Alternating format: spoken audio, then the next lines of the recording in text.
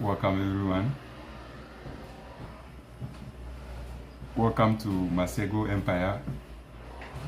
I'm so elated to have you for this important discussion we're going to have this evening in Africa. This important discussion we're going to have this afternoon in Canada. Please call a friend to also call a friend that the discussion has just begun. Call them, ask them to come and join the discussion, ask them to come and join the live feed so that if they have any question, they can ask. I also want to use this opportunity to welcome all the new followers or all visitors who are joining for the first time. If this is your first time, you're welcome. I'm so happy you are part of us today. If you are a regular follower, thank you so much. Share the discussion, share the live feed for others to have access to what we are going to do today. Okay. Just a minute, let me also share it for people to also have access to what we are coming to do. Let me share it because sharing is very, very, very important.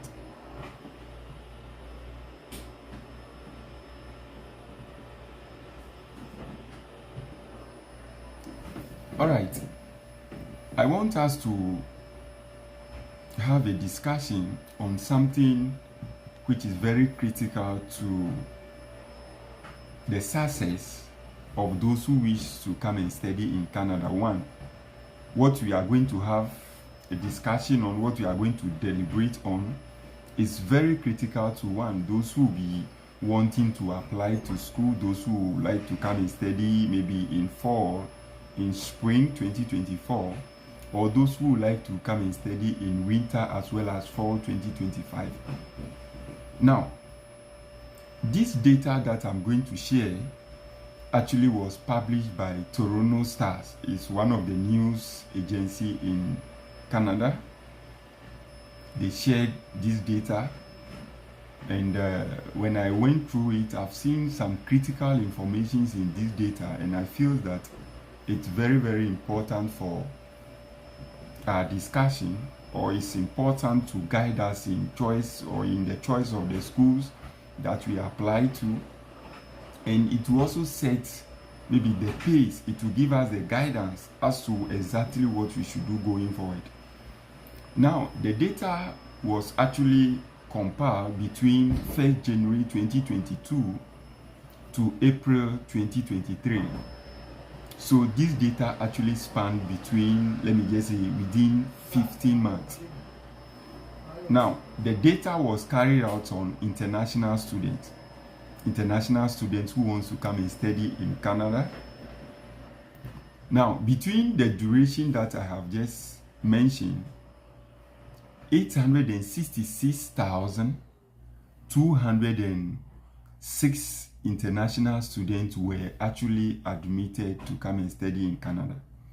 866,206 international students were admitted to come and study in Ontario. So the data was actually based on only Ontario, schools in Ontario. And these schools are 1,335 schools. So these schools span across Ontario. Now, so these schools were schools that admit international students for maybe their certificate programs, which is 1-year program, for their diploma programs, which is 2 to 3 years, then for their postgraduate diploma programs, which is also 1 year, as well as students who want to come and study for their bachelors, students who want to study for their graduate programs, as well as postgraduate programs. Now, out of this number, which are students which were admitted by these schools in Ontario, out of this number, the Immigration Refugee Commission of Canada, that is the IRCC, approved students which were 470,427, 470,427, which represent 54.3%. So based on the data, if you take the number of international students who were admitted, as well as those whose study permit, those whose visas were approved, you realize that 395,779 applicants were refused. These people, their visas were actually refused. Now, considering the data, you realize that a lot of international students who want to come and study in public schools, especially in public colleges where the refusal rate was high, as well as those who want to come and study in private colleges. Private colleges applicants were also refused. Comparing the total number of international students who want to come and study in private colleges are also high. Now, if you juxtapose these figures with those who want to study in universities, you realize that a lot of applicants who want to study in universities were actually approved as compared to those who want to come and study in colleges, in public colleges, as well as private colleges in Ontario. You see? Now, let me give you the full details. Now, let's go to the various schools that students actually applied to. Let's just take a few of them. Let's look at those who want to come and study at University of Toronto.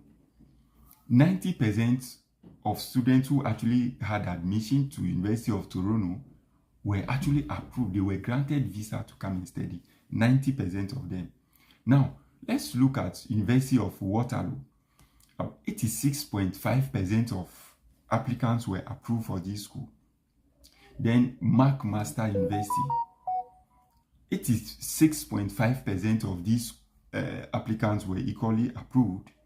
Then University of Western Ontario, they have 80% of applicants were approved. Then Windsor University also had they also had 80%. They were also approved. Then University of Ottawa, 76.6% of these applicants were approved to come and study here.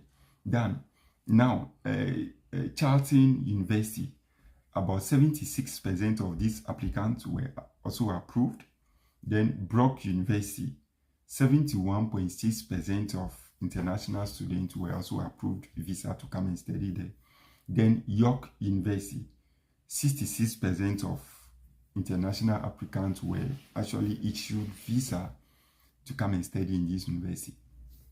Then Trent University, they had 56%. Goma University, they had 52%. Then Laurentian University, they had 20.7%. Now let's take a look at some of the colleges. Conestoga College, they had 51% of their international applicants were issued visa. Then Niagara College, they have two campuses, one at Wellman, and then one at Niagara Falls. So we have 42.6% as well as 42% of their applicants were approved. Then Toronto Business College, they have 65 of their applicants approved. Then Loyalist College, they also had 47% of their applicants being approved. Now, they have given various reasons why these they have given reasons as to why a lot of applicants were actually refused visa. About 395,777 were actually refused visa. Some of the reasons they have given is that, number one, most of these international students do not have enough money in their bank account to show proof of funds, the proof of funds to pay their tuition fee as well as for their living expenses. Number two, some of these international students did not fulfill the conditions of the various schools that they were actually admitted to. It means that some of them have this in conditional admission. They were giving conditional admissions. If you are giving a conditional admission, it means that there is a condition that you must fulfill to be issued unconditional acceptance letter. There are some schools that will not even give you any conditional acceptance letter. They just give you unconditional. Schools that give you conditional acceptance letter are schools that, one, they expect you to maybe pay a deposit of 500 Canadian dollars or $1,000 or whatsoever. Now, there are some of these schools that will also expect you to maybe pay 50% of the total tuition fee for maybe a semester or for a year. So they realize that some international students did not fulfill the condition of their admission. Now, they have also made reference to one key thing. They also said that most of the international students also presented fake or fraudulent documents. So they presented fake documents for the study permit application. They presented maybe fake bank statements, maybe some of their certificates, the introductory letters, maybe assets documentation, maybe land property, land document that they have presented. They realized that some of these documents were actually fake. In one of my previous videos, I've already told you that the IRCC is a serious institution. They will verify all the documents that you have presented. They will verify. And I think on that particular day, I even gave an example that when I presented some of my documents, somebody called me from UCC that there were people who came to come and check something. Now, one of my friends who also works in one of the schools in Ghana, who also applied for a visa, actually told me that there were people who went to the headquarters of Ghana Education Service to verify or authenticate some of his documents. So they will verify. So people presented fake documents and all those things. Then they also realized that there were some people who also presented this incomplete application. Maybe some of the documents that they have presented were not up to, or people couldn't even maybe fulfill all the conditions of the study permit application. So these were some of the reasons they have given for refusing the 395,779 applicants. I think when I read these reports, I was really shocked, because the total number of applicants that were refused seems to be very high. So I looked through it and I wanted to see what exactly could be the problem. Now, looking at the various percentage of approval that I have just mentioned to you, I realized something. Number one, let's look at University of Toronto. About 90% of their students were approved. So I said, what happened? Then I got something based on my personal analysis that I have done.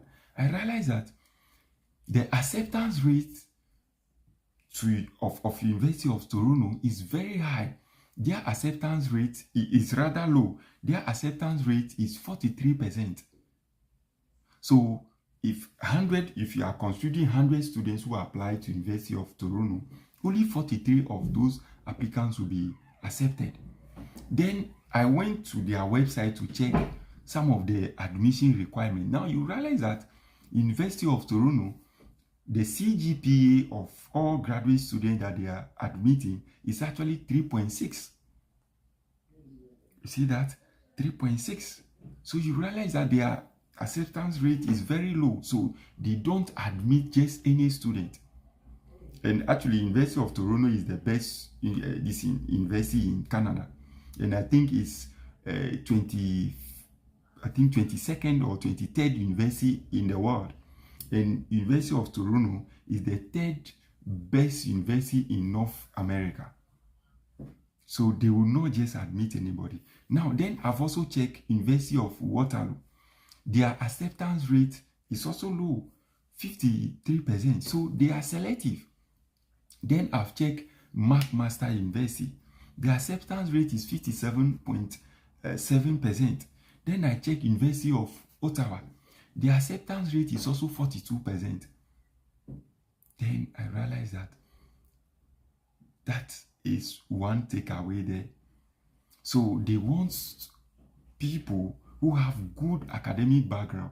They want people who are intellectually smart to actually come to the country. Then I've checked one thing. Looking at Conestoga College application, between January 1, 2022 to April 2023, Conestoga College admitted 61,612 international students. 61,612 international students. This is a lot. So when I check the acceptance rate of this college, the acceptance rate is really high. Very high, about 80 something to 90% acceptance rate. So it means that if 100 students even apply, about 90, this is 90 of them, 90 of these applicants will get admission. So they admit almost everybody. If you check Niagara College, they have high acceptance rate. Oh, so that is one. Then if you check some of the universities I've also mentioned, they have high acceptance rate. So they admit almost everybody. That is number one. So those who always send me emails asking me, oh, the schools that you are mentioning, the acceptance rate are low. We want schools that have high acceptance rate or low they have high acceptance rate. Good, it's good. We all want to get admission.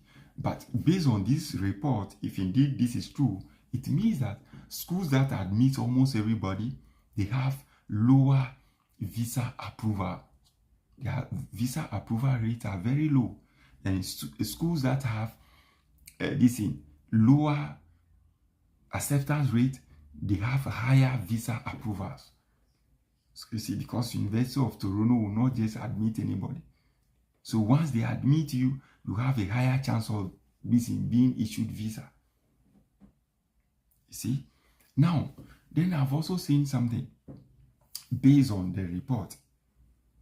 The report said that they also realized that a lot of international students who seems to be very old, these students are old, they have a lot of experiences in their areas of expertise, normally apply to these colleges to come and study for 1 or 2 years.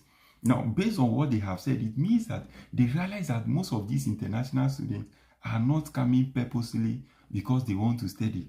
They are coming because of 1, jobs, 2, they want to get permanent residency. You see? So that is one thing.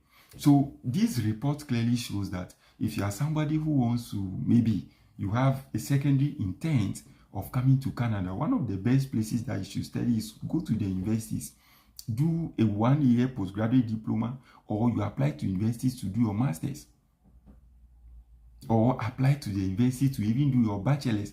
I've spoken about course waiver. So if you realize that your CGPA is not so good, you want to go to the colleges, just apply to the university so that they give you a course waiver so that you study for 1 year. That really gives you maybe a higher assurance, that a higher guarantee that your visa may be approved. Now, there is also one thing I have also detected. Schools that have a higher acceptance rate just admit anybody. People whose academic records are not good, they admit them because they have a higher acceptance rate. Anybody that applies, yes, they admit them. Now, one thing that the Minister of Immigration actually said is that they realize that the standard of education may fall because a lot of international students are coming. The schools are just admitting just anybody at all. So they want to just improve upon the number of international students they admit, or they want to keep improving upon the quality of their education. So if you know that you do not have strong academic background, your grades are not good, then I'll rather advise you to apply to schools that may really admit you based on your admission or based on your grades. If you realize that your grades are not good, don't just apply to schools that will just admit anybody. Apply to schools that may scrutinize you. Apply to schools that may push you harder and give you the opportunity. You see, there are some schools in Canada that when they realize that your academic grades are not good, your academic records are not good, what they normally do is that they will ask you to write what is called letter of extenuation. They will ask you to explain to the admission committee why you had this in poor grades, why your grades are below average, or why almost all your grades are average. You have an opportunity to explain to them, and you know what you do. Just get some nice story, get some nice, you know that I don't want to say, just get something very nice, put it on paper and send it to them, convince them. Once you are able to convince them, why not? They will issue your admission. And sometimes they will also ask you to write some personal letter. The personal letter that you're going to write is just telling them why you want to come and study. Maybe you have a study gap. You were out of the classroom for a longer period of time, but you want to just come and study. So they will give you the opportunity to write a personal letter to them, explaining why you want to come and study, what is your motivation, something like this statement of intent, letter of motivation, telling them why you want to come and study. That will also give you a whole lot of points. That will give you an opportunity to convince them, and you can be issued visa. Sorry, you can be issued an admission. Now, then I've also seen something that I also want to give you. Most people, when they are applying for visa, there are certain documents that may not necessarily be important, but they attach it to the document that they are going to use to apply for visa. There are people who even applied at their junior high school certificate as well as their senior high school certificate, even though you may be having masters. The visa officers will scrutinize some of these documents to determine if indeed they are relevant. That is number one. Number two, they would like to compare your academic records. You see, so if you have a degree or you have a master, if you have a master's, just add your master's certificate as well as your degree certificate. Ignore your senior high school certificate as well as your junior high school certificate. If you know these certificates are not really good, the grades are not good, you didn't make good grades, so that you do not submit unnecessary information. You do not give them information that will really prove that your grades are not good. So this is something that I want to bring to your attention, so that these things should guide you in your choice of school. That is number one. Determine which school has a bit higher, schools that have lower acceptance rate. When the acceptance rate is low, but the school gives you the opportunity to come and study, the school offers you an acceptance letter, it gives you a higher chances of your visa being approved. You see, this is really, really, really important going forward. Let me see if there are any questions. So that's okay.